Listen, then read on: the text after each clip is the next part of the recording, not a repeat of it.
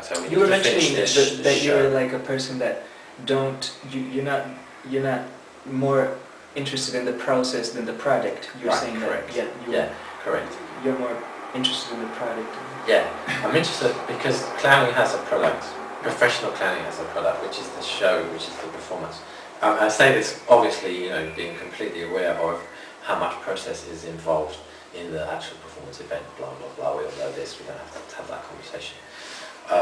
And how much process is involved in being a clown and making a show and all this, obviously. But there is a product. There is a moment when it happens. Yeah, when you are on stage in front of the audience, when this is supposed to happen. And if it doesn't happen, something's gone wrong. And something's gone wrong not in the clown sense, but in a non-clown sense, because now we're in the real world of performing real shows for real money, in real venues, in real festivals, for real people who have real expectations. Yeah, so we have to play those rules. That's when the clown that's the rules, the professional world that the clown has to play with it. Yeah. You can fuck around with them if you want, but you won't get any gigs. So that's, I'm not going to knock that wall down. So we need to work, otherwise we're back to starvation again. So directing is about making a show, making a number. Also, what is different? Can I just one thing?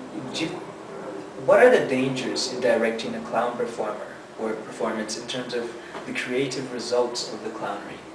Right. Okay, that's tied up with that, isn't it? Because it's like clowning implies in so much self-creative responses that I feel like how, is there's something that could be, if you're starting to direct a clown, that could block somehow his creative responses and kind of become an interpretation, which is more common for act. So, sure. How do you deal with this and avoid this problem for the clown performer? I wouldn't try and avoid it. I think it's just part of it's part of the process of making a product. And all creative processes that move towards a product have this issue to deal with. You have to close off certain avenues of creation in order to go down others. It's perfectly normal. Okay, so I'm a carpenter. What do I want to make today?